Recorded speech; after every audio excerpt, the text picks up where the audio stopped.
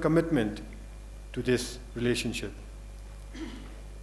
His Excellency, President Pranab Mukherjee, has rendered 5 decades of exemplary service to his nation and is widely admired for his remarkable knowledge of international relations, financial affairs, and parliamentary processes.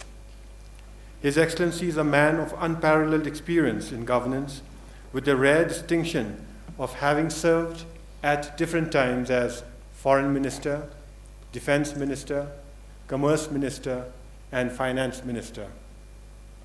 Among his notable achievements, His Excellency has spearheaded critical decisions of the Government of India on a range of issues, such as administrative reforms, right to information, food security, information technology, and telecommunications. He has also authored a modified formula for resources sharing between the central and state governments, which came to be popularly known as the Gadgil-Mukherjee formula. Having served on the Board of Governors for the International Monetary Fund, the World Bank, the Asian Development Bank, the African Development Bank, His Excellency has extensive international diplomatic experience. His Excellency was the recipient of the Padma Vibhushan in 2008 and was recognized as one of the best 5 finance ministers of the world in 1984, according to a survey conducted by Euromoney.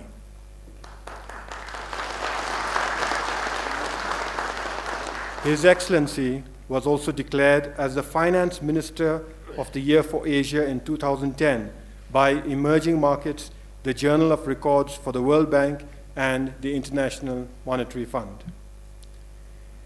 It is our good fortune today to have the opportunity to listen to a talk on Indo-Bhutan relations by a distinguished statesman, scholar, friend, and well-wisher of Bhutan, who has played an instrumental role in nurturing and strengthening the friendship between our two countries over many decades.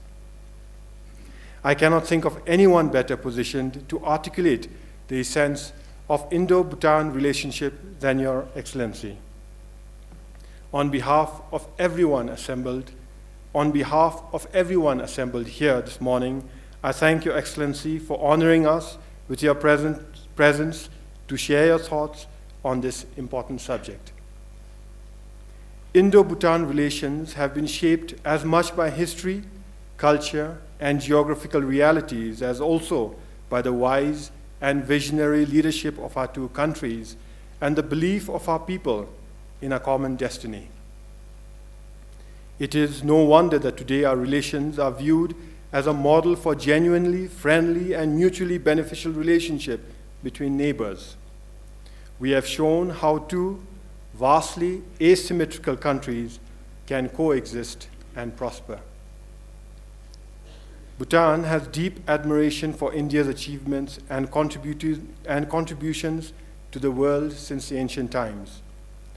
In the modern era, India has contributed much more and promoted many values to the international community. With your extremely diverse population and a vibrant democracy, India is the world's natural bastion for secularism, progressive, and democratic values. Earlier this year, India became the 3rd largest economy in the world in terms of purchasing power parity.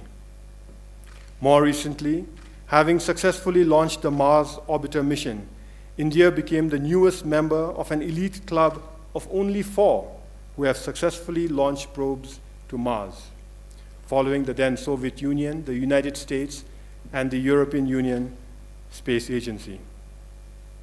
Over the years, India has increasingly assumed a role commensurate with its size in the international political stage, and we have no doubt of the great feats that India will achieve in the years to come. As a close friend and neighbor, Bhutan has benefited enormously from India's progress and achievements, and we will stand to gain more as your country advances still further. Our excellent relationship and successful economic collaboration have clearly demonstrated India's potential to catalyze the economic transformation of South Asia and help realize the aspiration of their people for a peaceful and prosperous region. To avoid the risk of sounding naive in Your Excellency's distinguished presence, I will not go further. I would only like to thank Your Excellency for finding the time to visit Bhutan despite your busy schedule and for consenting to deliver a talk on Indo-Bhutan relations. Through Your Excellency, I would also like to convey to the people and government of India the deep gratitude of the Bhutanese people for India's goodwill, friendship, and continued support. Thank you, and Tashidile.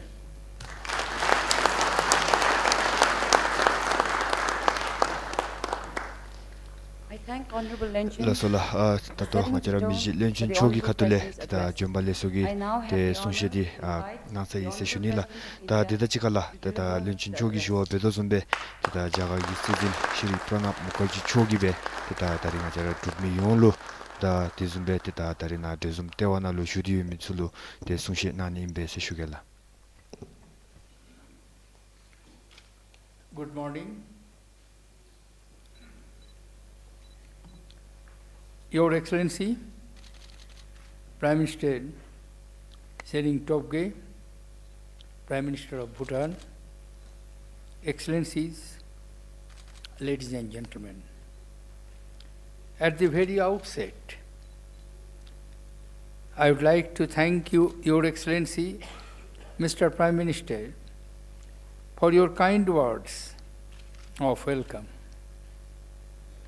I have been overwhelmed by the warmth of the reception and hospitality accorded to me and the members of my delegation by their Majesties, the King and Queen, and the Royal Government of Bhutan since we arrived.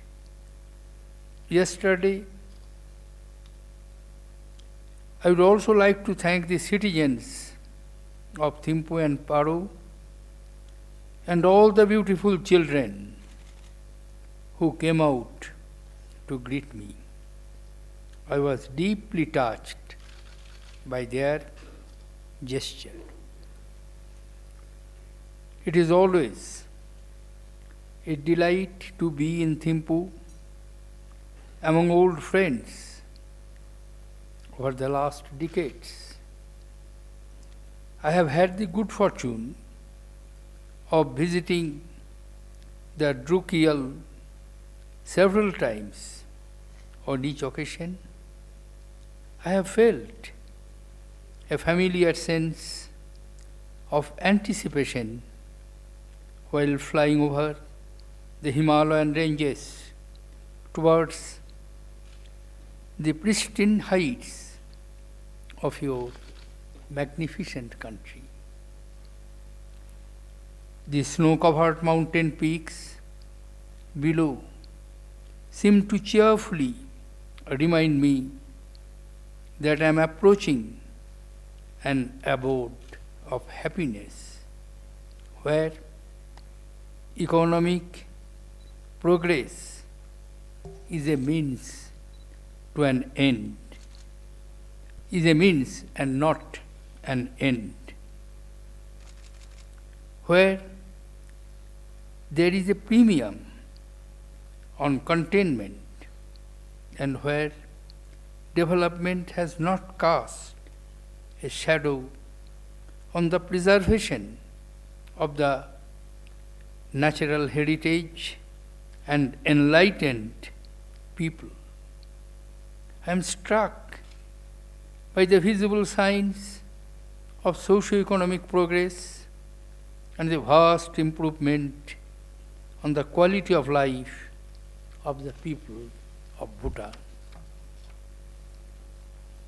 Excellencies, ladies and gentlemen, having served in my humble capacity in various ministries of the Government of India, including that of defense, finance, and foreign ministries, I have had the opportunity to develop a unique perspective of the India-Bhutan relationship.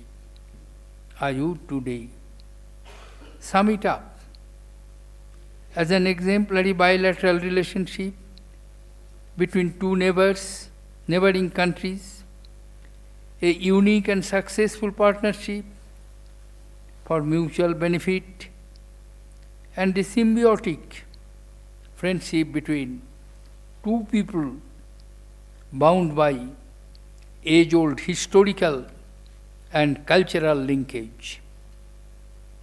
Despite the differences in our national situation, we are powerfully connected by our many commonalities and complementarities. Our close bilateral relations are based on our many shared perceptions and priorities. There is a deep confidence and trust between our governments and people, and we have ensured that we remain sensitive as closely cooperating neighbors in each other's concerns and vital interests. Your Excellencies, ladies and gentlemen, when I contemplate more on your concept of gross happiness and contentment as part of the economic development and progress, it reminds me of a very ancient sayings by the sages of India while conceptualizing the welfare of the people, when they pronounced Sarve Sukhina Bhavantu, Sarve Shantu Niramayo, Sarve Bhadrani Pushyantu, Ma Kaschit Dukkhabhak Bhavet. This old conceptualization of welfare for all, let all be in happiness, let all be in calmness, let all be in good health, let all be in perfect harmony, not sharing miseries and sufferings. Mr. Prime Minister, His Majesty's, the fourth King, and leaders of Bhutanese and people of Bhutan, they have translated this concept in practical reality by preserving, I am repeating, your natural heritage, values of culture, values of humanity. Thank you, Excellencies. The government and people of India have always valued the sagacity and friendship of the successive Druk Gyalops of Bhutan, whose farsightedness has contributed to the cementing of our relations in an exceptional way. That we forged our partnership in the decades of the 1950s is a result and reflection of the converging visions of leadership of both our countries.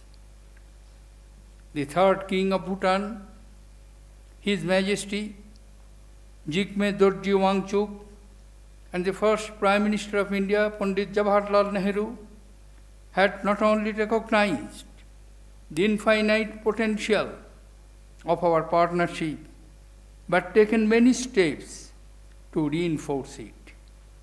The historic journey made by Pandit Nehru to Paro through challenging terrain to reach here on horseback, and the memorable reception that was accorded by the monarch and people of Bhutan are remembered even to this day. They are a testimony of the commitment and warmth that existed between the founding fathers of India and their majesties, the several former kings of Bhutan. Thereafter, in more recent times, the judiciousness and foresight of the successive monarchs of Bhutan, including their majesties, the fourth and the fifth kings, have contributed immeasurably towards building a fruitful, collaborative relationship between our two nations for the benefit of our respective people. I believe that as the inheritors of this legacy, we are duty-bound to nurture every aspect of it and ensure that we continue to build on it and realize its full potential. In this context, I am happy to state that these last months have been marked by a consolidation and intensification of our close bilateral ties. It was an honor to receive His Majesty Jigme Kesat Namgyal Wangchuk and Her Majesty Ashi Jetsun Prema Wangchuk in India at the beginning of the year.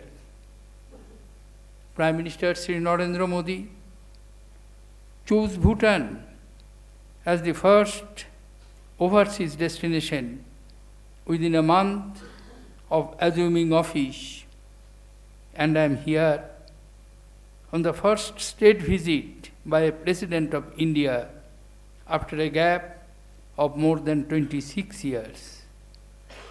We have taken a number of initiatives this year to strengthen our friendship and close cooperation. There is much to be very satisfied about and much to look forward to. Your Excellency, Mr. Prime Minister, our exchange at the political as well as official level and our frank dialogue on all issues have facilitated our mutual understanding and close collaboration in the inclusive development and socio-economic progress of our people.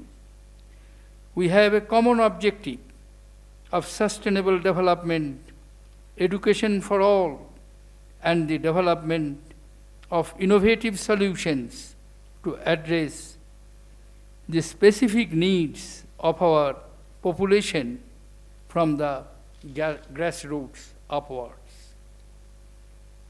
It is India's belief that it is also the India's interest to see a strong, vibrant, and prosperous Bhutan. We are told by our friends in Bhutan that they believe that a strong, united, and economically dynamic India is in Bhutan's national interest as well. Thus, we both have proven to the world that our nations find ourselves coexisting to perfect harmony with our destinies interlinked in many ways, and yet we remain distinct, independent, and as we pursue our many analogous development priorities. Mr. Prime Minister, in your welcome address also, you have highlighted these issues. I thank you. Excellencies, ladies and gentlemen, both India and Bhutan are proud of democracies.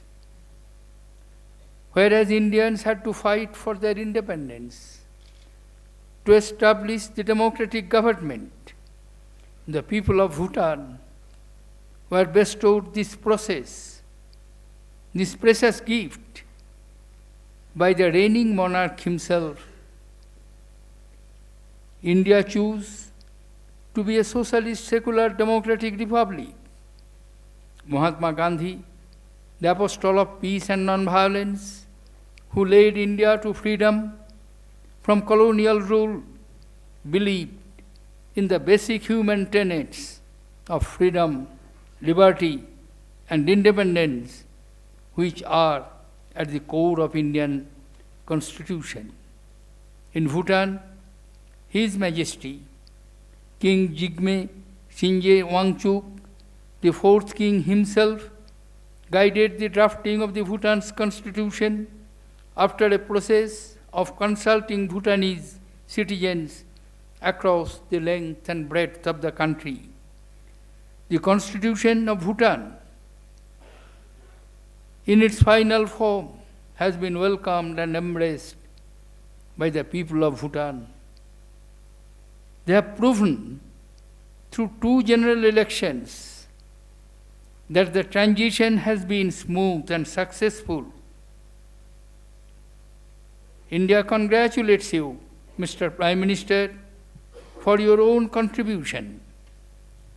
We stand by the people of Bhutan as they move ahead as a constitutional monarchy and parliamentary democracy.